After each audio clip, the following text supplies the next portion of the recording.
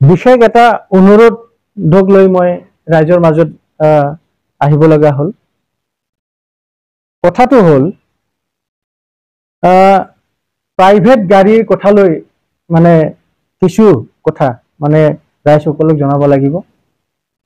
Private গাড়ী মানে চাৰিচকীয়া বাহন,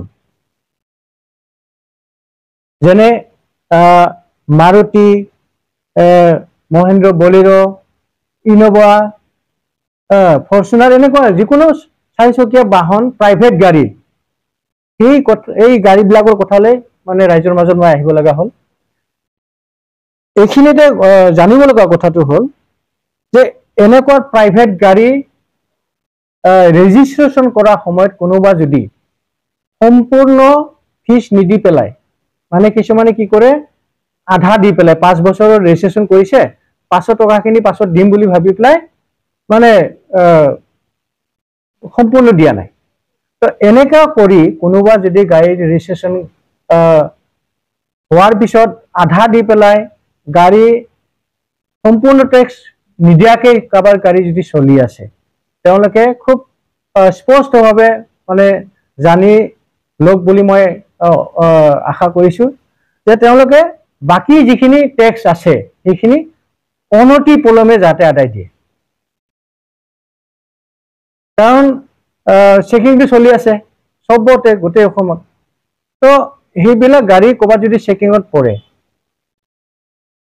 ডেফিনেটলি MV ৰুলৰ আধাৰত একশ্যন হ'ব।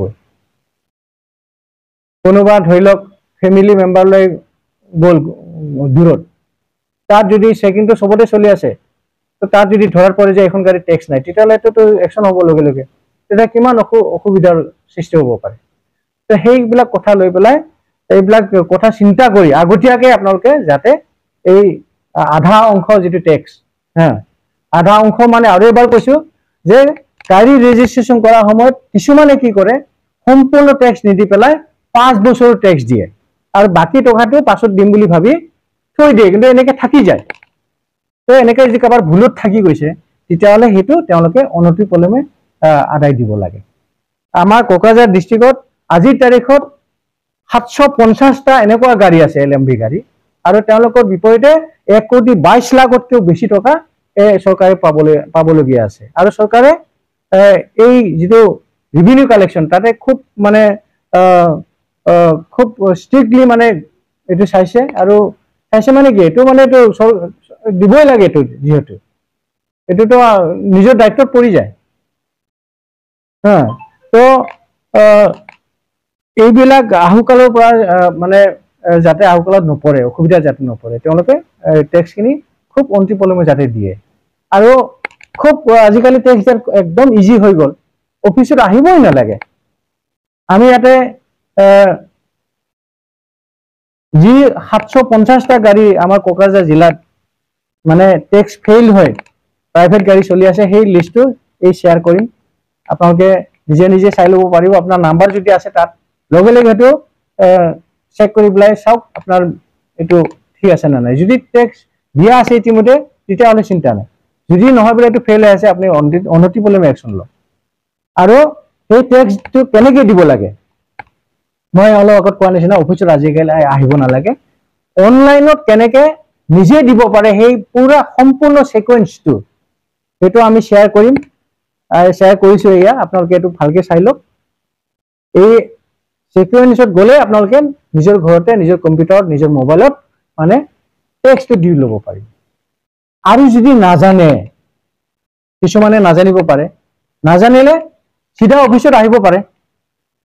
চিধা অফিচত আহিলে আমাৰ অফিচৰ ষ্টাফ নিজৰ চেম্বাৰত নহয়, বাহিৰতে একদম টেবুল লৈ বেনাৰ লৈ মানে বহি আছে। ইয়াতে বেনাৰ লৈ একদম মে আই হেল্প ইউ এনেকে লিখা আছে, আপোনালোকে চাওক। এইটো আমি এনেকে বহি আছো, ইয়াত আহি পেলাই সুধিলে হ'ল যে মই এইটো এনেকুৱা হ'ল, এইটো মই টেক্স দিব পৰা নাই, কেনেকে দিম।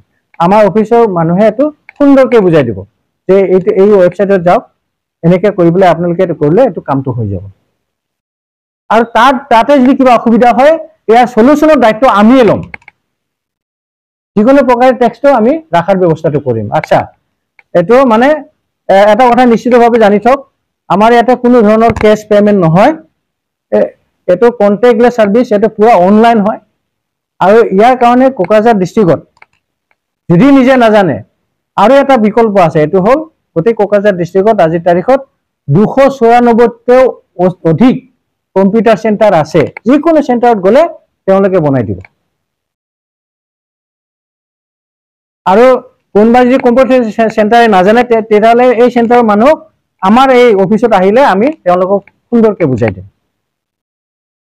ঠিক তেনেকুৱা আমাৰ গোসাইগাঁৱতো আপোনালোকে দিব পাৰিব। গোসাইগাঁৱত যিকোনো ডাঙৰ কম্পিউটাৰ চেণ্টাৰত গ'লে আপোনালোকে সুধিলে বিচাৰিলে পাব। তেনেকৈ ফকীৰগাঁৱতো আপোনালোকে পাৰিব, চেফাংগুৰিতো পাৰিব, দতমাতো পাৰিব, কোকৰাঝাৰ টাউনতো পাৰিবই, কথাই নাই। গতিকে খুব অনতি পলমে একদম আৰ্জেণ্টলি আপোনালোকে এইটো দি দিয়ক, নিজৰ সুবিধাটো নিজে কৰি লওক। আৰু এইখিনিতে এটা কথা কওঁ, আমি এতিয়া কিন্তু অকল গাড়ী নাম্বাৰ আৰু এই নাম্বাৰৰ এগেইনষ্টে কিমান টেক্স পেণ্ডিং আছে সেইটো শ্বেয়াৰ কৰিছো। তো এইখিনি চাই আপোনালোকে সোনকালে একশ্যন লওক। আৰু যদি ধৰক যদি এইবিলাক চব আমি জনোৱাৰ পিছতো যদি কোনোবা নাহে, তেতিয়াহ'লে আমি একদম এড্ৰেছ সহকাৰে কিন্তু আমি পাছত আৰু আমি এইটো আৰু ওলাই দিম। কাৰণ আমি এড্ৰেছ পালে সেই এড্ৰেছত আমি ঘৰতো যাব পাৰোঁ, আমাৰ ষ্টাফে যাব। কোনোবাই যদি জানা নাই, কোনোবা কিবা কাৰণত শুনা নাই, তেনেকৈ আমি পেপাৰতো দিম। কিন্তু আজিকালি যিহেতু ইলেক্ট্ৰনিক মিডিয়া আপোনালোকে আহিছে,